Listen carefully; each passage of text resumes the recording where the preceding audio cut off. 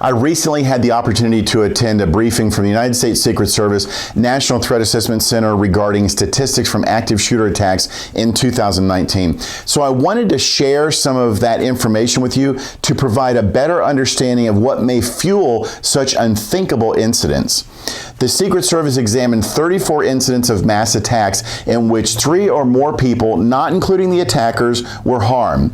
There were 37 attackers in public spaces in the United States between January 2019 and December 2019. In total, 286 people were injured and 108 people were killed. The attacks occurred on each day of the week and during every month of the year. 2/3 of the attacks took place during the day and early evening between the hours of 7 a.m. and 7 p.m. As in many active shooter attacks, the attacks were short in duration. Most of the attackers used firearms, and in many of those firearms were possessed illegally at the time of the attack. Many of the attackers experienced unemployment, substance use or abuse, mental health symptoms, or recent stressful events. The attackers often had a history of prior criminal charges of domestic violence. Many of the attackers had exhibited behavior that elicited concern from family members, friends, neighbors, classmates, co-workers, and others. And in many cases, those individuals feared for the safety of themselves or others. This is why every facility absolutely must have a properly trained working threat assessment team combined with a risk management approach.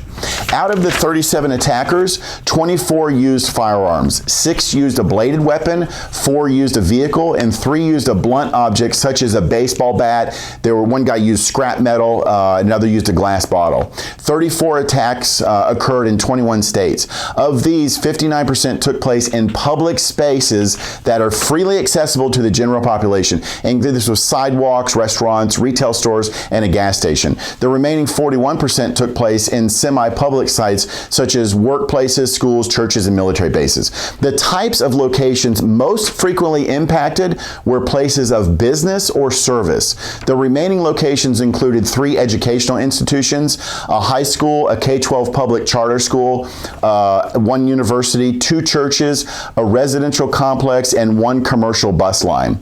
A more detailed example of attack locations in 2019 was 6 service sites, including an automobile service center, property management company, plasma center, plumbing company, a cemetery, and a bank. There were 4 retail sites, a super center, which was Walmart in Texas, we know that, beer and wine store, gas station, and a small supermarket. 3 bar or restaurant type settings, 1 manufacturing facility, and the municipal building in Virginia Beach that we know about. So you can see active shooters don't discriminate. They attack a variety of locations. One attack in 2019 targeted a bar district and lasted only 32 seconds, yet resulted in 9 individuals being killed and 20 injured. 32 seconds. This is why it's absolutely critical that we get a planned, trained, practice response. There's no time to freeze, edit things out, or hesitate in your reaction. Most of the attacks averaged a time frame of about 15 minutes. However, the longest attack, December 10th, lasted 3 hours and 26 minutes.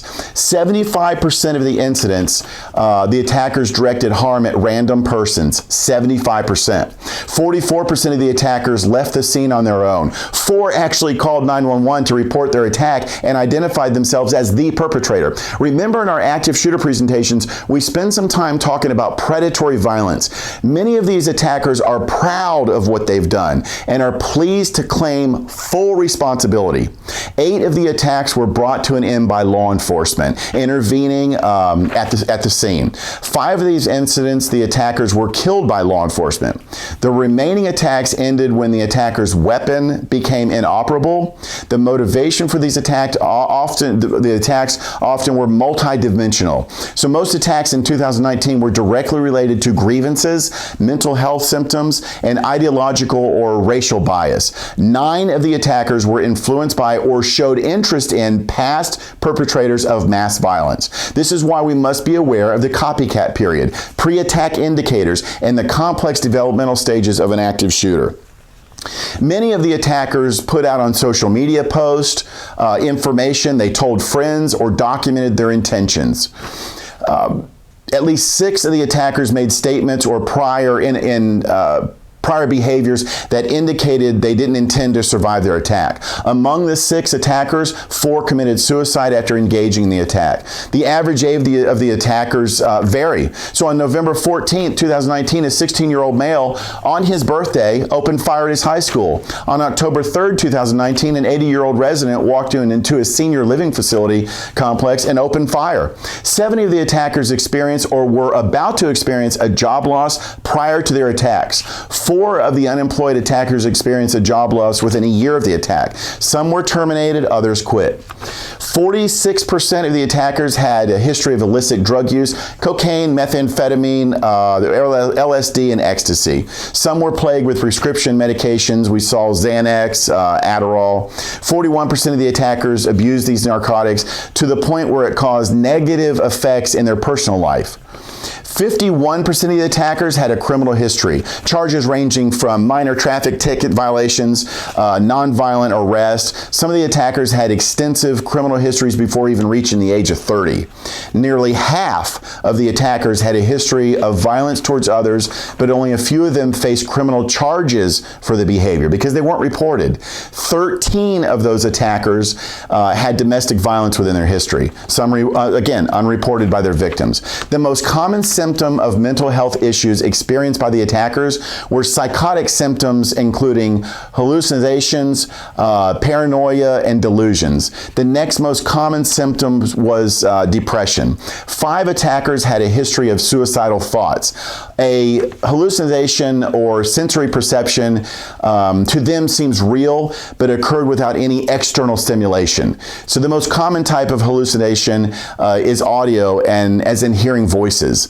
Next is paranoia, or feeling of pervasive distress, suspicion that one is being harmed, deceived, persecuted, or exploited by others. This has been very common in other attacks we've had throughout the country. Remember, many of these attackers feel they're being or have been victimized in some form. Delusions are false beliefs that are firmly maintained despite evidence to the contrary. A quarter of the attackers experienced symptoms of depression prior to the attack. Symptoms of depression may include insomnia, changes in appetite, feeling of sadness, difficulty concentrating, and thoughts of suicide. Some of the attackers suffered from fixations. 19% had fixations as an intense obsession or preoccupation with a person, activity, or belief to the point that it negatively impacted aspects of their lives. 87% of the attackers had at least one significant stressor occur within 5 years leading up to the attack. Could have been a family member or a family romantic relationship issue, social interactions such as being bullied or ending a relationship with a friend, work or school issues, a recent contact with law enforcement, and personal issues such as being evicted, being homeless, struggles with sexuality, being assaulted, or physical injury. 54% had a history of financial instability within 5 years of the attack. Indicators for this may include an inability to sustain employment, loss of income, and being evicted. Many of the attackers had a history of negative home life factors. 24% of them included some form of adverse childhood experience, such as the untimely death of a parent, physical or sexual abuse. 10 of the 37 attackers had experienced a triggering event prior to the attack. This including having their rent increased, being evicted, being kicked out of a business, or being fired from a job. Let me elaborate for a minute on the guy that was kicked out of the business. He was acting inappropriately in this establishment, and the manager asked him to leave. He left. A short time later, he came back to the business and started killing people. It could be as simple as that. This is why you must have a planned practice response to an attack. 65% engaged in prior threatening or concerning communications. This is what we don't ignore. 57% made some type of communication in the form of written, visual, verbal, online statements that was not an obvious threat, but was ignored by others. 41% exhibited changes in behavior that were noticed by others, including new or increased substance abuse, feeling of depression, isolating from family, friends, engaging in self-harm, or quitting a job job or withdrawing from school. 30% of the attackers self-identified or were described by others as withdrawn, loners, or antisocial. Now, I know many of you are listening to this, watching this, and saying, I know somebody that fits this description. Maybe you do. A behavior change does not necessarily indicate someone is planning a mass attack.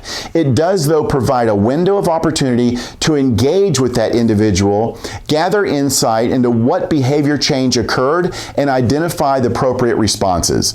Just because someone has changed their habits or lifestyles, as I've mentioned before, doesn't necessarily mean that they're on a path towards violence. So the takeaway of this video, and what I want managers, employees, HR professionals, church leaders, pastors, and more to be aware of, is that the majority of the attackers had significant stressors within 5 years.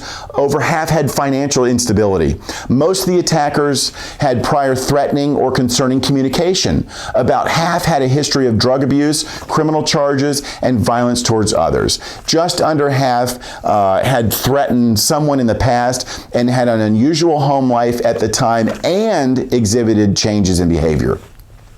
Some of the attackers were unemployed, considered isolated, withdrawn, or loners, and had experienced a triggering event or subscribed to ideological or hateful beliefs and had an adverse childhood experience. In order to avoid future attacks, this information must properly be disseminated and understood. A large portion of previous attacks in this country could have been avoided had proper threat assessment team training and risk management been implemented. Open communication and teamwork at every facility is paramount. Special thanks to the professionals at the National Threat Assessment Center for the research, publication of mass attacks in public spaces, 2019. U.S. Secret Service, Department of Homeland Security. Thank you for this information. Stay safe, everyone. Reduce injuries and save lives with proper training and scholarly information.